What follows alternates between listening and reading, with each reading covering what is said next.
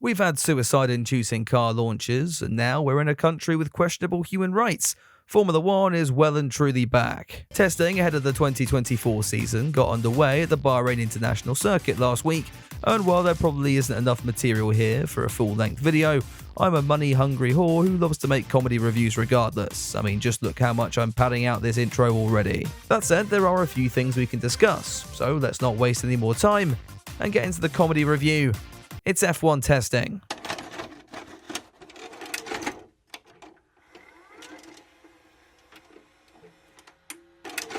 The Bahrain desert truly is a desolate and lonely place to host the inaugural event of the Formula One World Championship.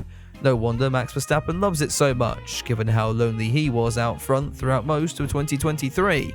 You expected a slightly darker joke there, didn't you? After this year's car launches did a good job of not showing us the real cars, it was nice to get a good look at the machinery each team will be running in 2024, and to see just how deeply f***ed Haas are going into the new season. The biggest surprise here has to go to Red Bull. I'll be honest, when they rolled out what looked to be a reskinned 2023 Mercedes at their launch event, I thought Newbie was stoned or had been replaced with one of those ultra-intelligent AIs, given they're all the range nowadays. Genuinely though, I thought this must have been some kind of joke, in order to give the remaining Mercedes fans a brain aneurysm to put them out of their misery. But this was no joke. Red Bull seems serious about this supposed zero-pod concept. It did nothing though to deter the F1 media outlets from continuing to beat a dead horse and bring up the Hamilton to Ferrari news on day one of testing, with people seemingly more interested in 2025 than the season ahead of us this year. And you know what, maybe that's a good thing, when Max Verstappen is 1.1 seconds clear of the field already. The RB20 was pulling no punches out of the gate in Bahrain, Verstappen comfortable seemingly straight away, with Norris and Sainz rounding out the top three before going off to have a little cry to themselves. Verstappen got to do his only overtaking of 2024 when he passed the Ferrari of Charles Leclerc into turn 1, and just saying, that Scuderia car is looking even better than the photos we got on launch day. Aesthetically, of course. Aerodynamically, it may still be a tyre-murdering tractor.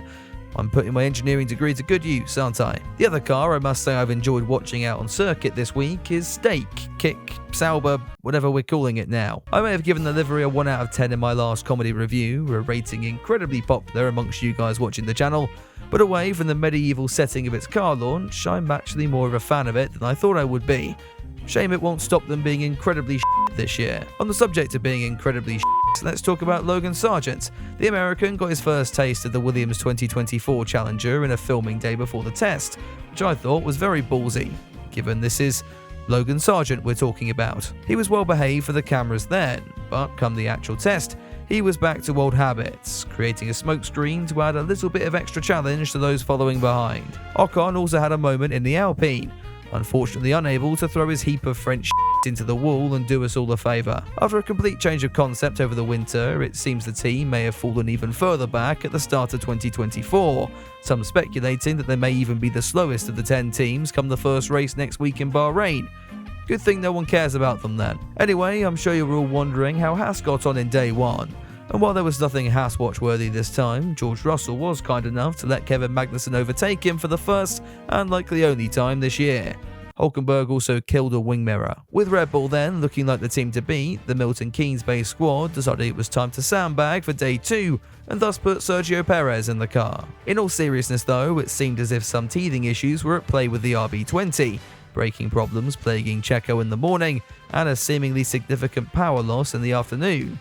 Either that or the Mexican was practicing his quali runs. Elsewhere, Williams put Logan in the car again and watched as he went wide and locked up and basically did Logan Sargent things for the day. The Bahrain track also seemed to be buckling under pressure. The 2024 cars are able to mount the curbs a lot more aggressively this year, and when Lewis Hamilton dislodged one of the drain covers in the middle sector, guess what team were the ones to run over it? Since Carlos Sainz was in the garage and therefore unavailable, the racing gods had to settle for Charles Leclerc, his impeccable luck striking once again as debris tore a hole through his new SF24's floor and brought an early end to the morning session. The Monegasque would bounce back however, going on to set the fastest lap time of the test so far in the afternoon, thus topping it from Perez and Hamilton. There's not a whole lot more to report for day 2, so let's move straight on to the third and final day of running. Oh, never mind, it's been suspended again. The same drain cover at turn 11 was dislodged once again, this time by car number 11 Sergio Perez, Cue another red flag period and more time lost for the teams. Given Lord Verstappen would be taking over in the afternoon, it was all hands on deck at Red Bull to make sure the RB20 was in tip-top shape for the reigning world champion.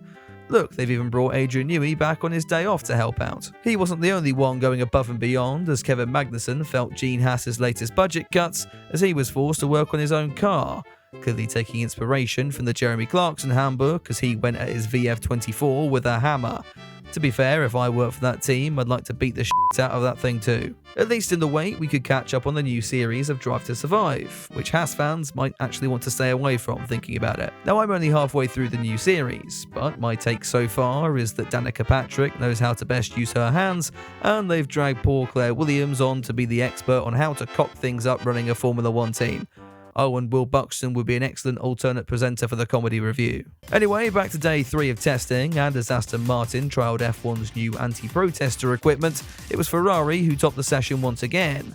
Leclerc ahead of George Russell and Zhou Guanyu in the Sauber, in case you needed any more evidence that testing times are utterly irrelevant. Red Bull still look quick, however, turning their engine down if GPS data is to be believed.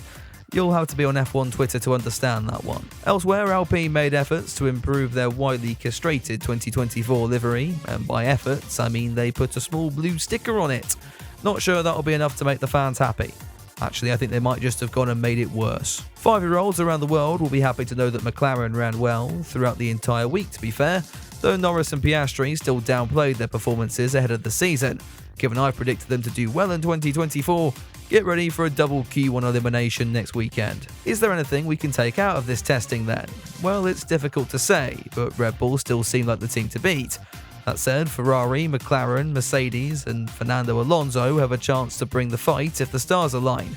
The good news is that we won't have too long to wait, with round 1 kicking the championship off on Saturday. Yes, you heard that right. How many people are going to wake up on Sunday and realise they've missed it? Maybe if Verstappen is as quick as he looks, that could be for the better. Just in case it wasn't clear, the comedy review will be returning this year, and will cover every single race in the 2024 Formula 1 and IndyCar seasons.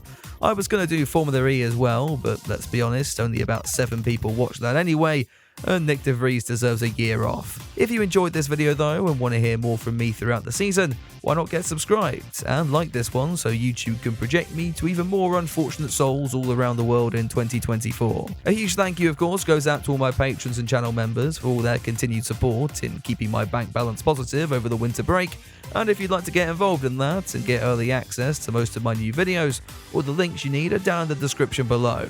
Anyway, I'll be back soon with another video, but until then, have a good one.